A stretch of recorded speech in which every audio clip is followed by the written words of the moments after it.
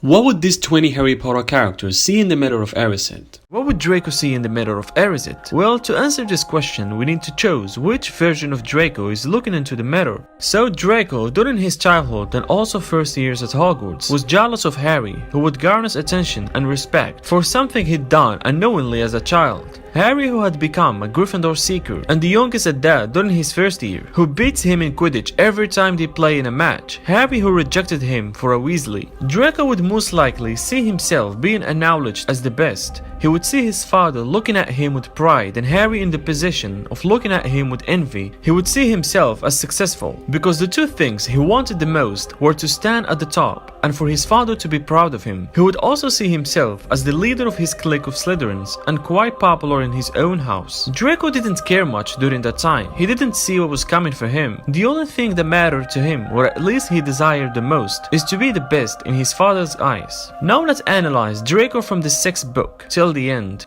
This Draco is one who has lost faith in what he previously believed in. The Malfoy name is Mud, both in the Death Eater circle and the normal wizarding society. After his father was sent to Azkaban, he is tasked with the burden of killing Albus Dumbledore, the headmaster that he knew since he was a small boy. Something he becomes aware of is a punishment for his father's previous failures. And then when Dumbledore dies, his home becomes invaded and taken by Death Eaters, people who he started to interfere with in beliefs. His life is in disaster and he's cursed if Harry wins the war, and also cursed if he loses. Draco became the product of his environment. He was constantly surrounded by dark evil wizards, and as a young sensitive man, it was almost as he had no choice. He felt the pressure and knew that he would need to step up and make the name Malfoy proud of him, even if deep down that wasn't something he wanted to do.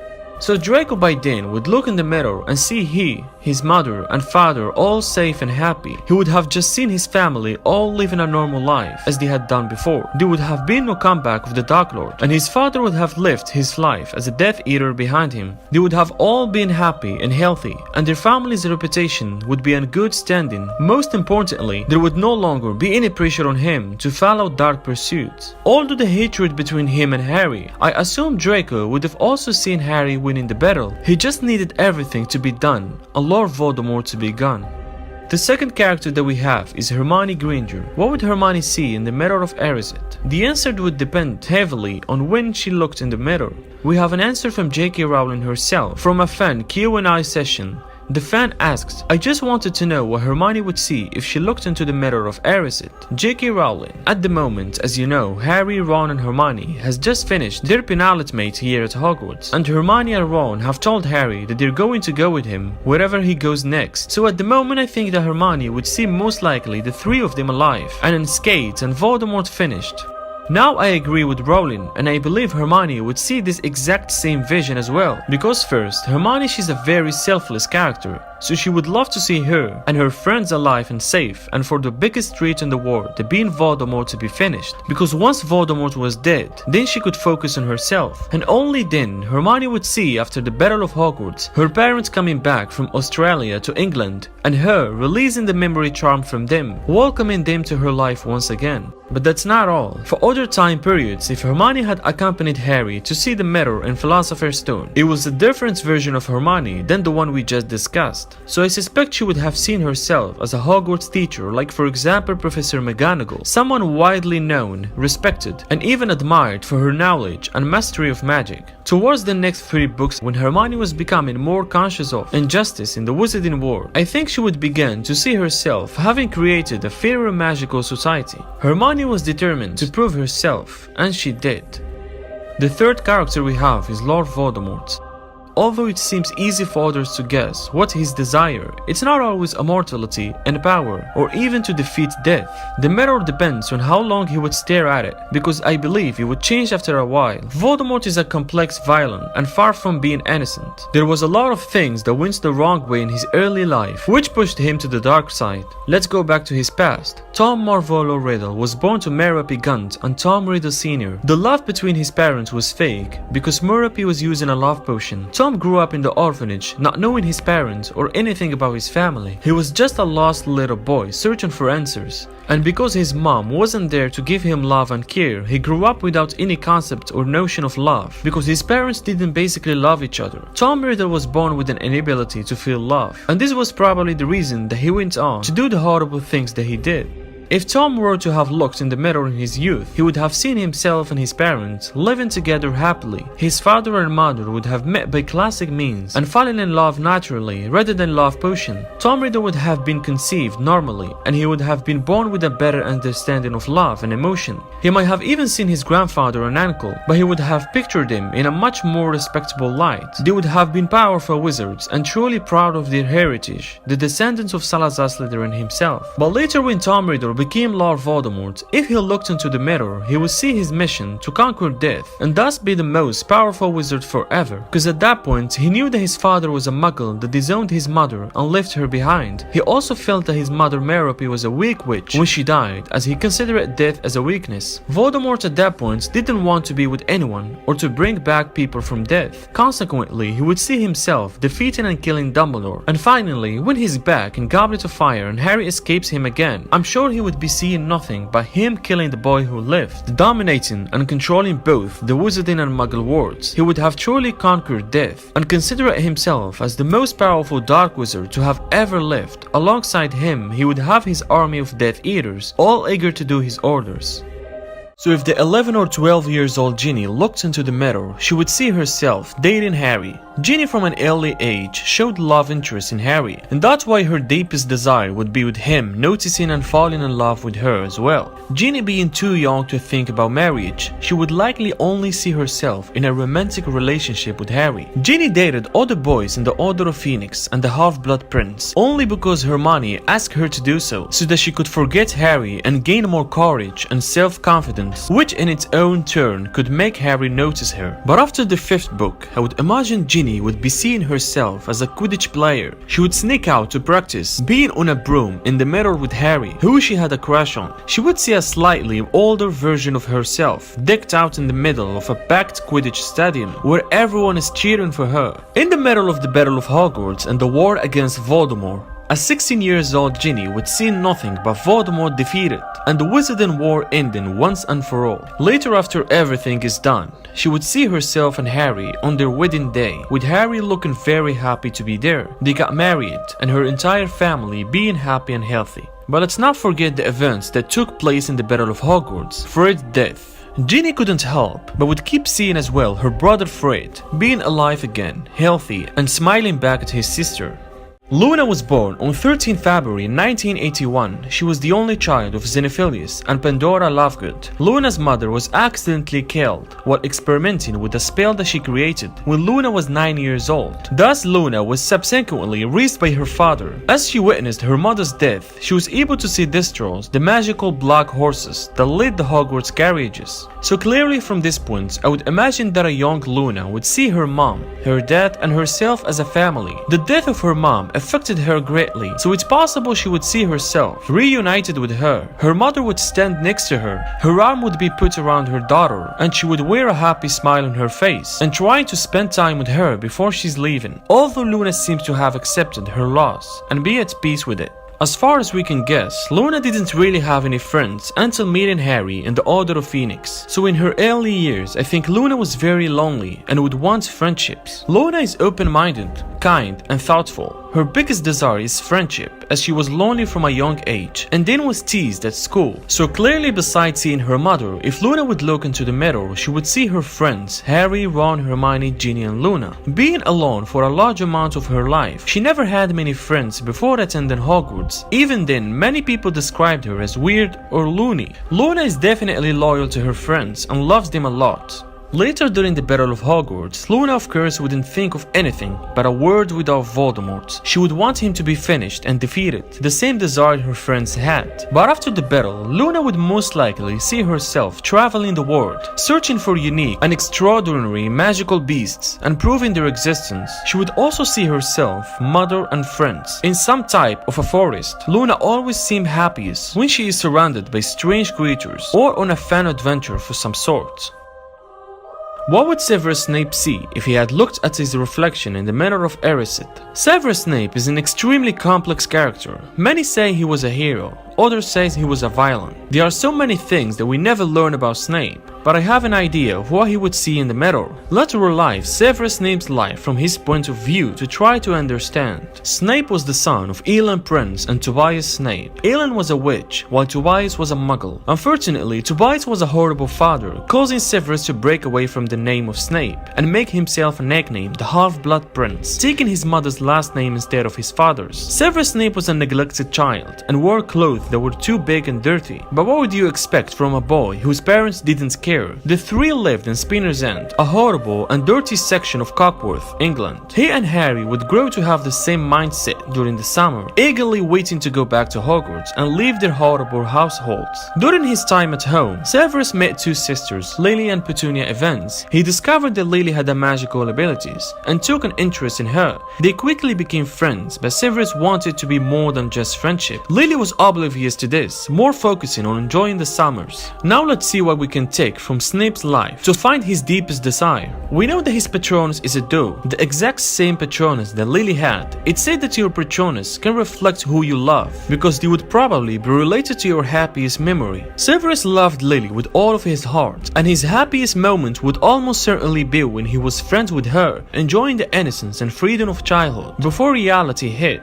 Snape's parents never paid him any attention, and if they did, it was only to insult him. Maybe Snape, like Harry, would see his family surrounding him, smiling and happy. Unfortunately, I don't think that Snape thought of his family much as he got older. He probably tried to ignore them as much as possible, focusing more on increasing his grades, creating new spells, and loving Lily. Snape would see himself with Lily Evans in the Mirror of Erised. Ever since he laid eyes on her, he was in love. He wanted to always be there for her, protecting her from the horrible things in the world. Snape hated Petunia because she bullied Lily, and he hated James because he loved Lily too. Unfortunately, Snape let the darkness in his life take over, joining the bad group of Slytherins instead of sticking with Lily, who was one of the targets of the hate because she was a Muggle-born. When she tried to protect Snape, he lashed out and called her a mudblood, which ended their close friendship. Snape wanted to be forgiven for all the horrible things he did to Lily when they were young. He regretted every day for the rest of his life, and if there had been a chance, he would have turned back time and fixed everything. Looking in the Mirror of Erised, the Lily that he saw would not have been called a mudblood. Their friendship might have turned into love, which could have led to their marriage and life as a happy family. Maybe he would have seen Harry there too, but as a version of what he would have looked like if Snape had been the father. What you see in the mirror could change over the time, so when Snape was killed by Voldemort, the only thing that mattered to him then was to give Harry his memories. He cared about nothing but making sure Harry would learn about his past and Dumbledore's plan, including how to defeat Voldemort once and for all, so Lily's son would be safe at the end, fulfilling his promise to the woman he loved. James was born to Flement and Euphemia Potter. Having been conceived so late in his parents' lives, it was no surprise that he grew up to be proud, arrogant, and boastful. Flement and Euphemia had quite given up hope of a son or daughter when, to their shock and surprise, Euphemia found that she was pregnant and their beloved boy James was born. So if James before the age of 11 have looked into the Mirror of Erised, he wouldn't see much, as he was so loved and taken care of by his parents. They gave him anything he needed, and if there is something he wanted so bad, it would be having a younger brother or sister, as James was the only son of the Potters. At the age of 11, James started attending Hogwarts, where he befriended fellow Gryffindors Sirius, Remus, and Peter. They together formed a small gang, known only to themselves as the Marauders. James proved to be clever student. He even became chaser for his house Quidditch team, so if James would have looked into the mirror in the time, he would have seen nothing but he and his friends, viewed as the rock stars of Hogwarts, together roaming the grounds as animals, exploring every nook and cranny of Hogwarts, as well as using the greatest invention, the Marauders map. Recorded all their favorite secret passages, and blazed the trail for troublemakers. He would also see himself as a professional Quidditch player, flying in the middle of the packed Quidditch stadium, where everyone is cheering for him. Years later, James and Snape had a strong rivalry throughout this time at Hogwarts. However, the hatred between the two became bigger when one girl, Lily Evans, entered the subject. Snape had a crush on her without her knowing. Lily was among those who weren't so impressed of James, considering him arrogant and and obnoxious. One day, Snape called Lily filthy little mudblood. That was the end of the friendship between the two. James, who had already developed a crush on Lily, started chasing after her. So if James would have looked into the Mirror of Erised in his last year at Hogwarts, he would have seen himself and Lily in a relationship and dating. He would have seen himself and Lily as prefects, walking in Hogwarts grounds and being together all the time. Although he's still holding a hatred towards Snape and would love to see himself torturing him again, I believe that James had matured to the point that he lost the interest of jinxing Snape just for Lily's sake.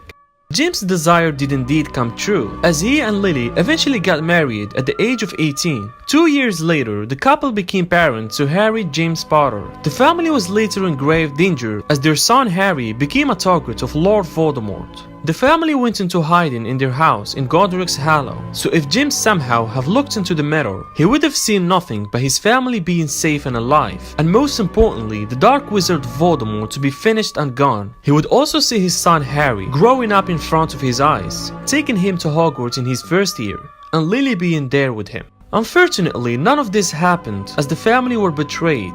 Voldemort found him and murdered both him and Lily, leaving their son alive as Voldemort couldn't kill him. Sirius Black. Sirius clearly had a miserable childhood, the only Gryffindor in a family full of Slytherins, being brought up in a pure-blood obsessed household. But Sirius kept up a constant resistance. Sirius actively rejected his family beliefs and expectations, and that took a lot of courage. Sirius didn't even share a close relationship with his younger brother Regulus, calling him a better son than himself. So before the age of 11, if Sirius would have looked into the mirror, he would have seen love showered upon him by his whole pure-blood loving family. He would have been accepted by his family, a family that isn't obsessed so much with pure blood heritage. Maybe he would also desire and craft friendship, actual friends to hang out with and have fun. Once Sirius went to the school, he had friends. He had overthrown his parents and was sorted into Gryffindor, although his parents hated him more than ever. He didn't care much about it during that time, thus he finally ran away from home at age of 16 to live with his best friend James. Everything was good until his friend's death, Lily and James, and also being sent to Azkaban for life imprisonment. Those Azkaban years must be the worst in Sirius' life. So if Sirius looked into the mirror, he would see himself innocent and Peter being captured and sent to Azkaban instead. He would see himself with his friends Lily and James once again, happy and smiling because their death was so devastated to him. But after seeing Peter and realizing that he was alive and hiding in Hogwarts, Sirius would see nothing but him avenging his friend's death. He would see himself focusing on escaping past the Dementors and tracking Pettigrew all the way to Hogwarts. But after escaping and the start of the Second Wizarding War, Sirius would see himself trying to protect Harry, his godson, and live with him after everything ends. He would also want Voldemort to be gone and finished. He fought and risked his own life to make this happen. But the fact that his final moments were spent actively defending his godson was at least a fitting death for Sirius. Remus Lupin. Lupin's situation was different than of the others. At the age of 5, he was attacked by Greyback and became infected with lycanthropy. Thus he became a werewolf himself. His parents thought that his affliction would prevent him from attending in school. So Lupin's greatest wish in his childhood is seeing himself as a normal human with nothing wrong with him, or at least his parents finding a cure for his condition. However, Albus Dumbledore allowed Remus to attend Hogwarts. Remus was brought to the Shrieking Shack once a month for his transformation. This transformation was really painful and scary, which made Remus hate it. Also, his boggart was a full moon, which Remus feared the most. So if Remus during his 7 years at Hogwarts would have looked into the mirror, he would have always been the same thing.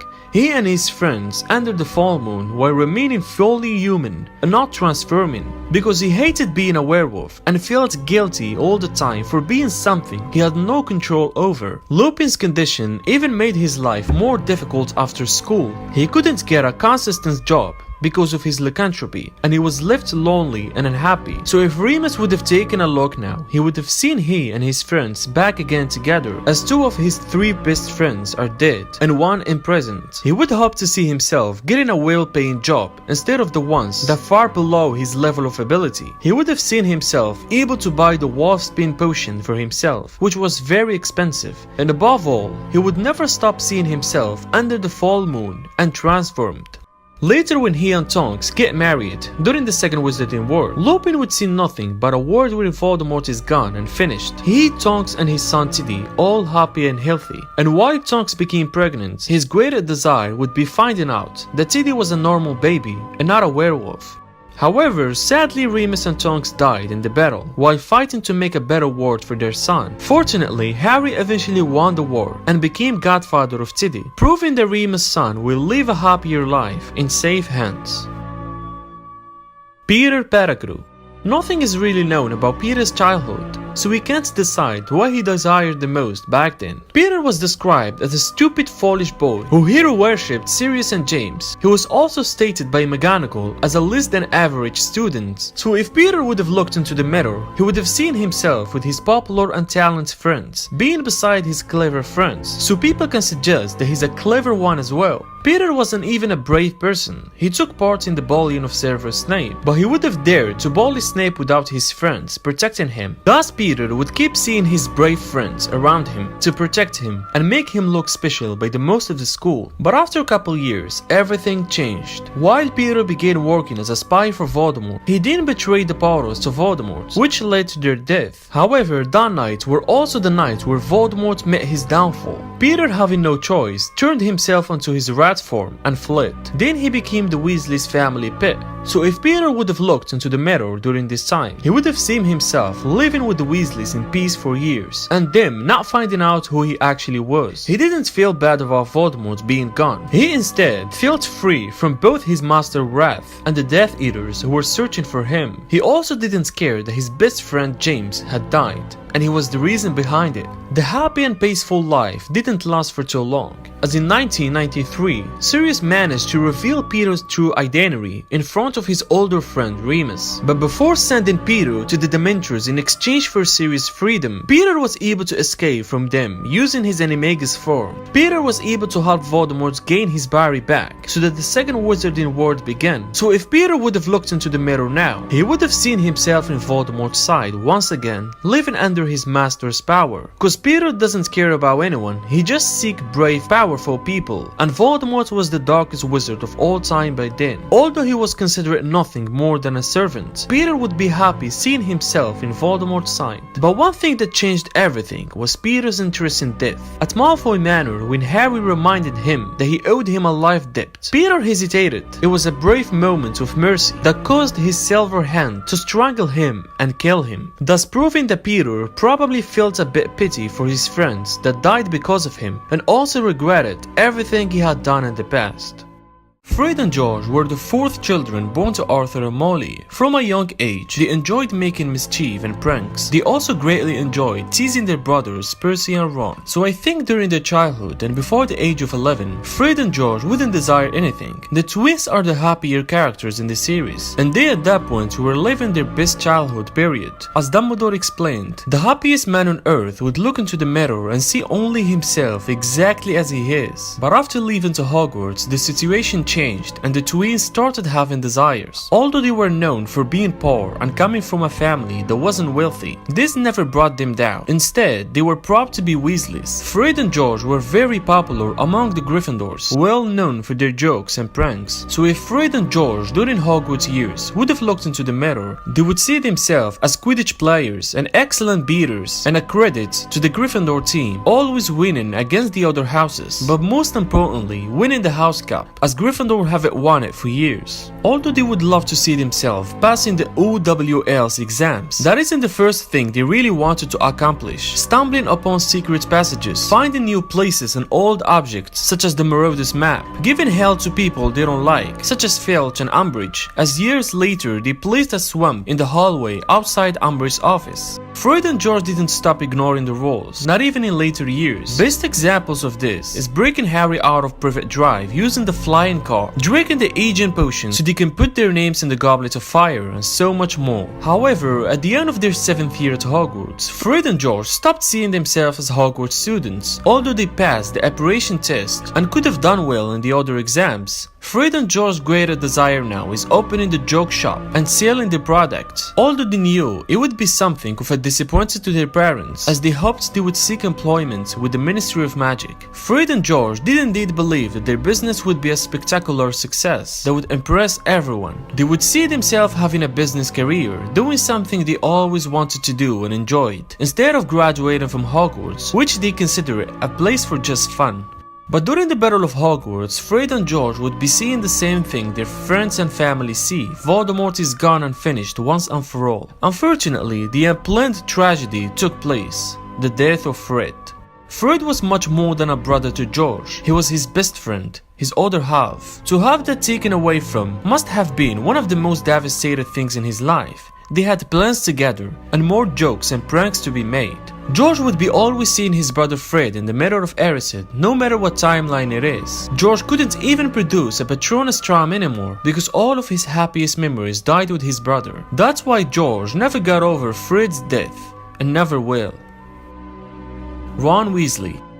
Although we already had a scene where Ron looked into the mirror and saw what he desired, I wanna go deeper and explain what he saw and also discuss what would Ron see in his later years. So Ron at first saw himself as a head boy and a Gryffindor Quidditch captain holding the cap on his arms. As the second youngest sibling in the family, Ron often felt defined by what people knew of Bill, Charlie, Percy, Fred and George, the siblings who had come before him. Ron not only saw what he most desired in the mirror, but perhaps how he wanted other people to see him too. Ron was occasionally insensitive, insecure, and feeling invisible, because if he did achieve great things like his brothers, people would tell him that he did it like Charlie, Bill, and Percy. That's why he saw himself standing alone, the best of them all, because he wanted to be recognized as Ronald Weasley. Ron grew up and realized that he was enough, just as he was. He didn't have to be the best to be worthy of love and admiration. Ron worked hard on achieving his dreams. He did indeed become a Quidditch player, although not a captain, but it was fine for him. And he won the Quidditch Cup while playing for Gryffindor team, something he was proud of. Ron also became a prefect, and again, although not a head boy, a prefect still worked for him. Talking about Ron's desire, it could never end. He wanted to get out of his brother's shadow, getting new robes for school rather than Bill's old robes, or his aunt's. Having to choose a pet for Hogwarts rather than taking Percy's old rat, buying a new wand instead of getting Charlie's old wand. But Ron was never ashamed of his family. He was self-conscious about his hand-me-down. But in later years, if Ron would have looked into the Mirror of Erised, he would have seen himself, Hermione, in a relationship and dating. He would have seen himself and her walking in Hogwarts grounds and being together all the time. Ron had a crush on Hermione since before, and I could say the same thing for Hermione. Their relationship was noticeable from the beginning. Let's not forget the moments where Ron got jealous over Hermione's relationship with Krum in the Goblet of Fire. The relationship with Lavender was somewhat of an improvement point in Ron's life, and this clearly intended to make Hermione jealous. But during the Second Wizarding War, now Ron, Harry and Hermione hunting Voldemort Horcruxes. Ron would see nothing but he and his friends celebrating the victory of the war by finding Voldemort Horcruxes and destroying them. He also wanted his family to remain safe and unharmed during the war. The only desire he had in front of his eyes was finishing Voldemort and bringing peace back to the Wizarding world. Ron really had a big role in achieving that, as he destroyed one of the Horcruxes himself and helped the others in multiple occasions. But you never win a war without paying the price. His brother Fred died during the battle, something Ron was so devastated about. Ron after the war would see his brother Fred in the Mirror of Erised, something that was never easy to forget. Ron would also see himself marrying Hermione after the war, having children of their own, his family and friends attending the wedding and standing next to him, being happy, healthy, and smiling back at him. Percy Weasley. Percy also came from a family who weren't particularly well off and had hand-me-downs throughout his life. Although his father worked at the ministry, the job wasn't well paid, and due to the nature of his personality, he didn't command the same level of respect as some of his colleagues. That's why if Percy would have looked into the Mirror of Erised, he would see himself aspiring to be something quite more, dealing with his feelings in a different way and channeling his energies into his ambition. Once Percy went to Hogwarts, he put a lot of faith in authority.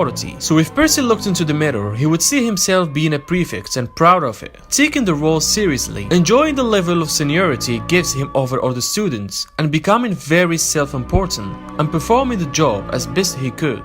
Percy was undeniably working hard. Thus he achieved his dreams both during Hogwarts and also after leaving the school, as Percy got a job at the Ministry of Magic working under his boss, Barty Crouch. So Percy at this point would see nothing but himself getting promoted, taking his work seriously, hiding away in his room to finish tasks before the given deadline in order to impress the others, and finally getting promoted to junior assistant to the Ministry of Magic. Because Percy didn't care about anything but his job. He even abandoned his family in favor for the ministry. He simply got blinded by his own position and fate, something he really regretted in the end. But Percy redeemed himself before it's too late. He was ready to admit to his mistakes. Percy cared about nothing in the end but reconciling with his family, sticking to them, and fighting alongside him until the very end. Much like Harry, Neville also grew up without his parents, although in a very different sort of way. While both his mom Alice and dad Frank were still alive, they had been tortured into sanity by Death Eaters soon after Lord Voldemort's fall from power, and spent the rest of their days at St. Mungo's Hospital. Neville was subsequently raised by his grandmother, Augusta Longbottom. Neville's grandmother was a stern and amazing woman who was concerned when her grandson did not display early signs of magic. She often chided Neville for not living up to his family's honor, and was partly the reason for Neville's lack of self-confidence early in his school years. For Harry, simply seeing his family was enough. After moving in with the Dursleys, he had never been truly loved as a family member, so the deepest desire in his heart to have a loving family. And so, Harry sat in front of the mirror for hours, smiling and wavering at his parents, his grandparents, his aunts and uncles, minus the Dursleys. You would expect that Neville would see his parents as well, but that's not enough. Neville grew up with his parents and probably visited them regularly at St. Mungo's. Not exactly the deepest desire in his heart to see them in real life. What then does Neville see? He sees his parents, but this time he can talk to them. His parents are alive and well, and are being taken good care of at St. Mungo's, but their minds are not there. They realize that their son is with them, but they can't talk to him, can't communicate, except by indirect signs. What is the desire deep within Neville's heart? To be able to talk to his parents again, to hear their voices, to be able to convey his emotions to them, to say, "Mom and Dad, I love you," and to hear, "We love you too, son." Now let's move to the second part, which is Neville's Hogwarts years, and what would Neville see in the Mirror of Erised now. Neville barely made it to Hogwarts, as the book and the Quill of Acceptance almost missed him due to lack of evidence magical ability. Neville was incapable of feeling truly confident in his years at Hogwarts. He even asked the Sorting Hat to place him in Hufflepuff, as he was intimidated by Gryffindor's reputation for bravery. So Neville was viewed as someone unskilled and with no special magical abilities, and was never taken seriously by the others. Why is it always me? Neville's desire now is to change the previous situation and be better he ever was. When Neville joined Dumbledore's army, he took that seriously. For him, it wasn't just about hanging out with his friends and learning a few new spells. It was about training to fight back. It was about knowing when to put your life on the line. Neville had to work hard for his success, which just made his achievements even more impressive. He worked hard on every new jinx and counter curse Harry taught them, working harder than anyone else in the room. Not to mention going to the Department of Mysteries to fight alongside his friends and against the Death Eaters, even when attacked by Bellatrix Lestrange, the woman who had already affected his family, so much Neville didn't break. Neville even got rid of his father's wand and got himself a new one from Ollivander, a wand that chose him and would always be right for him. So if Neville would have looked into the Mirror of Erised, he would also see his parents, but this time they're being really proud of their son and capable of understanding what a brave person he became, finally proving his worthiness to the family, making them realize that their son came from nothing to something. He would prove to them that he really deserved to be in Gryffindor. Also, it would have been nice having a conversation with his parents. He tells his dad with pride about the time he cast a perfect standing spell in Dumbledore's army, but this time, instead of a blank expression, Dad slaps Neville on the back and says, "Good job, my son, keep it up." And his mom goes, "I look at you and I can't help but see a young Frank, a strong and brave boy full of courage." We're gonna make them proud, Neville. That's a promise. The rest was just history. Neville remained at Hogwarts and resisted against the Death Eaters regime and the new headmaster Severus Snape. He revived Dumbledore's army even without the trio and took refuge in the room of requirement. Neville literally rebelled against authority, refusing to give in. As for the Battle of Hogwarts, Neville fought bravely and with no hesitation. Neville at this time, like the rest of the fighter on Hogwarts' side, would see nothing but them winning the Battle of Voldemort's being gone. Neville was the one who killed the Snake Nagini, Voldemort Horcrux, that ensured his downfall and the end of the Second Wizarding War. Neville's parents couldn't have been prouder and he really wished they could be there to witness it.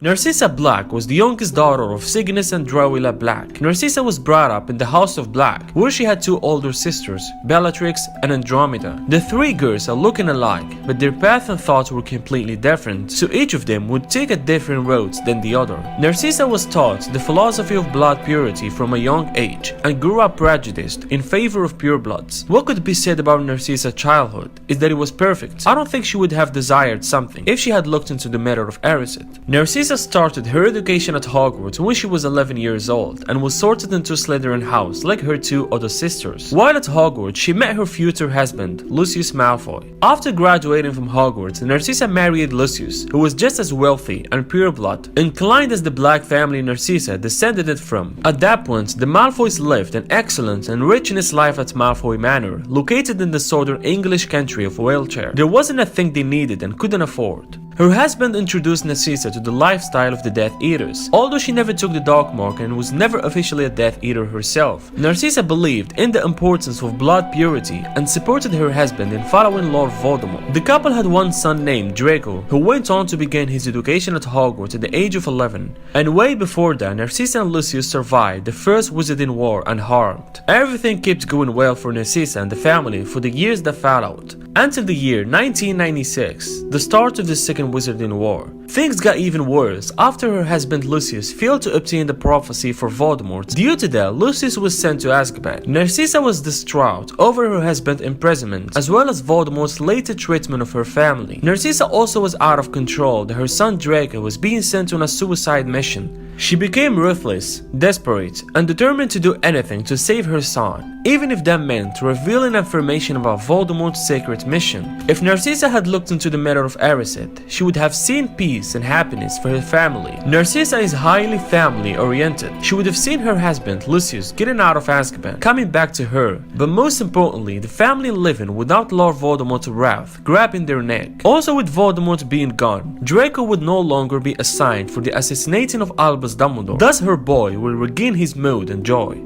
It seemed that Narcissa and her family would have been honored when Voldemort chose their manor, but neither Narcissa nor Lucius seemed very happy about it. They were extremely uncomfortable with the arrangement. They were considered nothing more than servants. In fact, Narcissa showed on more than one occasion that she would happily betray Voldemort to save Draco, like when she lied to the Dark Lord in the Forbidden Forest, claiming that Harry was dead. Narcissa did that because she was doing it out of love for Draco and Voldemort couldn't see this. When the battle resumed, Narcissa and Lucius abandoned the Death Eaters and searched excitedly for Draco. And even after the battle, Narcissa, Lucius and Draco sat in the Grey Hall during the celebrations, looking unsure that they belonged there. They seemed uncomfortable with their predicament, but didn't leave. This once again displays that all Narcissa did care about was her son and husband. She put them in high regard and above everything else. To discuss Minerva's deepest desire, we must go back to her earlier life, before the Harry Potter books. After graduating from Hogwarts, Minerva was offered a position at the Department of Magical Law Enforcement of the British Ministry of Magic. During these months, an 18-year-old Minerva meets Dougal McGregor, a local muggle who was the handsome, clever, and funny son of a local farmer. Minerva fell in love with McGregor, being the first and only time in her life that she might have been falling in love with someone. Eventually, McGregor proposed to Minerva on a field, and she accepted his offer. That night, however, Minerva was unable to tell her parents of her engagement. Thinking about her future, she realized that wedding a muggle who didn't know that she was a witch would mean Minerva would follow her mother's footsteps and live unhappily with her wand locked away, destroying all of her ambitions. Early next morning, Minerva went to tell McGregor she had changed her mind and could not marry him. She could give him no good reason for a change of heart, leaving McGregor devastated, and left for London 3 days days later. This month were to prove some of the most difficult of Minerva's life.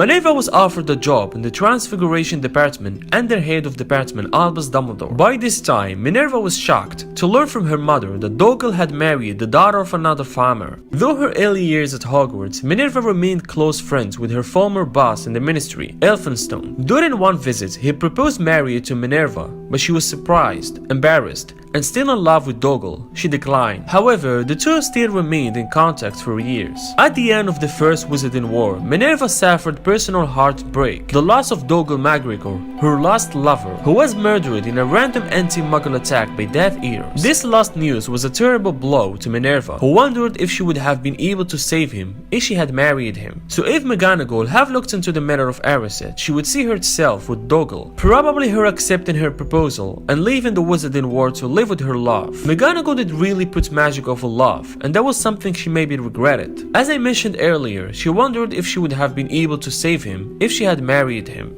Elphinstone, who had never stopped loving her, proposed every now and then, until she finally accepted after Dougal's death. Their engagement happened during the summertime stroll around the lake in the Hogwarts grounds. The retired Elphinstone bought a small cottage for the two of them in Hogsmeade, so that Minerva could travel easily to work every day. The couple had no children. 3 years into their marriage, Elphinstone sadly died from a venomous tentacular bite. This could be another thing that Minerva could see in the Mirror of Erised. Elphinstone being alive and the two having at least one child together. Minerva was already devastated by her first lover's death, and she couldn't handle another one leaving her again. If you want to check other characters and what you would see in the Mirror of Erised, click on this playlist over here. Thank you so much for watching, and I'll see you again soon.